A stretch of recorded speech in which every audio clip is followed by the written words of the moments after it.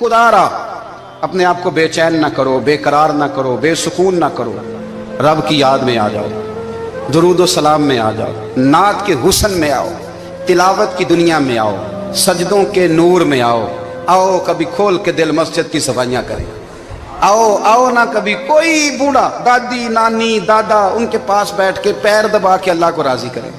یہ کیف والی جگہ ہیں، یہ سرور والی جگہ۔ اتنی بے چین ہماری زندگی ہے، بے قرار ہے، تڑپتے ہوئے لوگ، لڑتے ہوئے لوگ، ایسے لگتا ہے اب ایک دوسرے کا گریبان تھام لیں گے، بے قرار بے چین۔ کسی کو انتظار کا کہا جانا کہ 10-20 منٹ کسی کا انتظار کرو، تو بعض لوگوں مجھے ایسے لگتا ہے جیسے یہ ان کا کلیجہ پھٹ جائے گا، ڈاکٹر کے انتظار میں بیٹھے ہیں تو بڑے پریشان ہیں۔ کسی کو ملنے گئے ہیں کو آدھا گھنٹہ بیٹھنا پڑ گیا تو بڑی دقت میں ہیں۔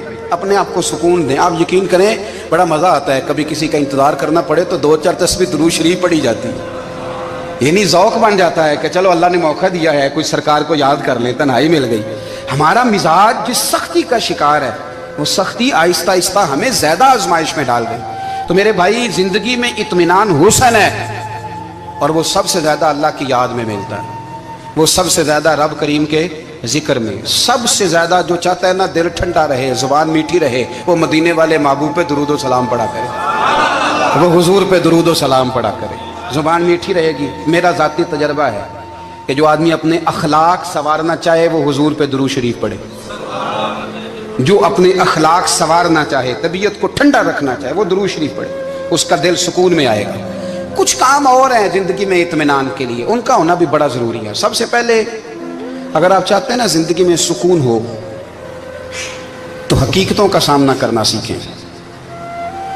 آپ جو ہیں وہ رہنا سیکھیں، جو آپ نہیں ہیں وہ بننے کی کوشش نہ کریں۔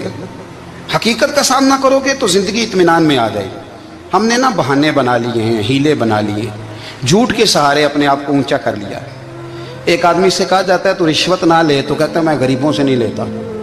تو میرا سوال یہ ہے کہ امیروں کا حساب لینے کی اللہ نے تیری ڈیوٹی لگائی ہے، تیرے ذمہ لگایا ہے کہ تو امیروں کا حساب کر، تمہیں کیا ضرورت پڑی ہے؟ ہم نا بہانہ کرتے ہیں، رشوت لینے والے کا الگ بہانہ ہے اور سفارش والے کا الگ بہانہ ہے۔ حقیقت کا سامنا کریں، حقیقت کا، جو میرے ذمہ داریاں ہیں وہ میں نے پوری کرنی، جو آپ کی ذمہ داریاں ہیں وہ آپ جان نہ چھڑائیں، حقیقت پسند بنیں۔ میرے رسول کریم، پھر پڑھیے درود شریف صلی اللہ تعالی علیہ وسلم۔ حضور صلی اللہ علیہ وسلم نے فرمایا کہ میری بیٹی سیدہ فاطمہ الزہرا رضی اللہ تعالی عنہا صرف جنتی نہیں، جنتی عورتوں کی سردار ہے۔ لیکن حضور نے یہ بھی فرمایا کہ فاطمہ یہ خیال رکھنا اگر اللہ نے حساب پوچھا تو حساب تم نے خود دینا ہے۔ حقیقت کی طرف توجہ کرائی حضور نے، وہ صرف جنتی نہیں، جنتی عورتوں کی سردار ہیں، پر حقیقت کی جانب توجہ۔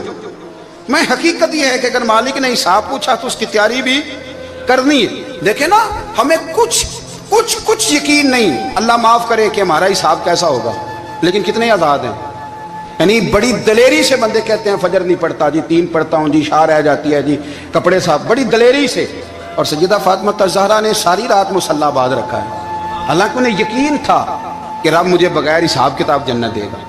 حقیقت کا سامنا کریں، جو حقوق آپ کے ہیں وہ آپ نے ادا کرنے ہیں، جو ذمہ داریاں ہیں وہ ذمہ داریاں ہیں۔ دیکھیں نا حضرت موسیٰ کلیم اللہ علیہ السلام کے بعد اسرائیل روح نکالنے آئے تو حضرت موسیٰ نے تھپڑ مارا، آنکھ نکال دی، واپس گئے۔ اللہ انہوں نے تو جلال فرمایا ہے، کہا موسیٰ علیہ السلام سے کہیے بیل کی پشت پر ہاتھ رکھیں، جتنے بال ان کے دست مبارک کے نیچے آئیں گے اتنے 1000 سال ان کی عمر بڑھا دی جائے گی۔ یعنی میرے کان میں کوئی بتا دے کہ جناب 60 سال بڑھ گئی، یا آپ کے کان میں کوئی کہہ دے تو خوشی ہوتی ہے کہ نہیں؟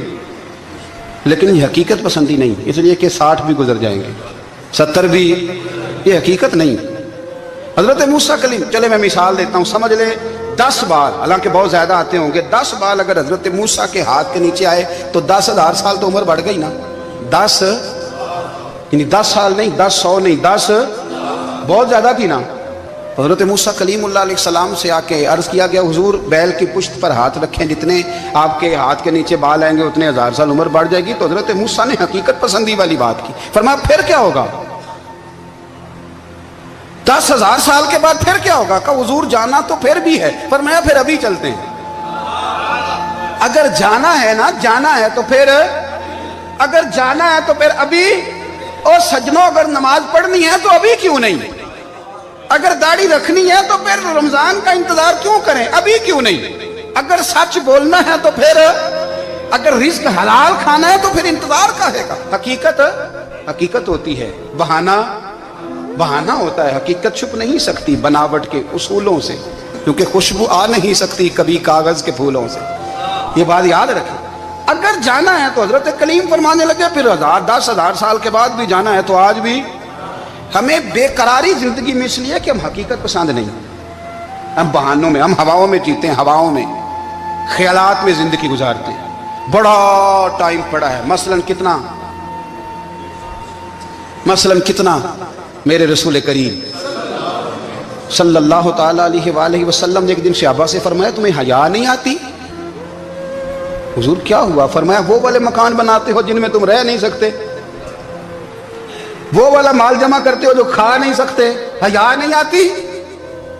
عرض کی حضور حکم کریں، تو محبوب فرمانے لگے جوتے کا ایک تسمہ بند کرتا ہوں تو سوچتا ہوں دوسرا بند کرنے سے پہلے موت آ جائے گی، ایک سانس اندر جاتی ہے تو دوسرا آنے سے پہلے میں یاد کرتا ہوں کہ مجھے دنیا سے جانا ہے۔ تمہیں حیا نہیں آتی؟ وہ مکان بناتے ہو جن میں رہ ہی نہیں سکتے، وہ مال جمع کرتے ہو جو کھا، حقیقت پسند نہیں بھائی ہم۔ بہت سارے لوگ ہیں بڑی باتیں سناتے ہیں، بڑی، میں کہتا ہوں اصل میں نا زیادہ باتیں سنا کے نا بیچارہ اپنے آپ کو مطمئن کرنا چاہتا ہے، اصل بات یہ ہے کہ اندر سے نا ہلا ہوا ہے، کچھ بھی نہیں، بڑا زیادہ ہنستا ہے اور مجھے لگتا ہے کہ کوئی گہرا زخم چھپا رہا، اس لیے ملمہ سازی، حقیقت پسند بنو، حقیقت پسند۔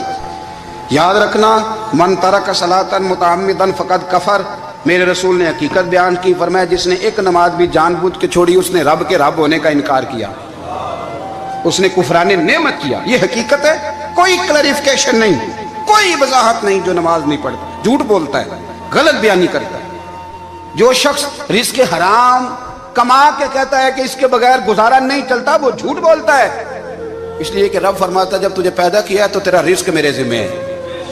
اللہ فرماتا ہے کہ لا یکلف اللہ نفسا الا وسعہا، میں کسی پر وہ بوجھ نہیں ڈالتا جو اٹھا نہ سکے۔ نماز فرض کیا اس کا مطلب ہے ہم پڑھنے کے قابل ہیں، اس نے ہمارے ذمہ داریاں لگائی ہیں تو مطلب یہ ہے کہ ہم ذمہ داریاں ادا کرنے کے قابل ہیں، ورنہ وہ کہتا ہے میں وہ بوجھ ڈالتا ہی نہیں جو تجھ سے اٹھایا نہ جائے۔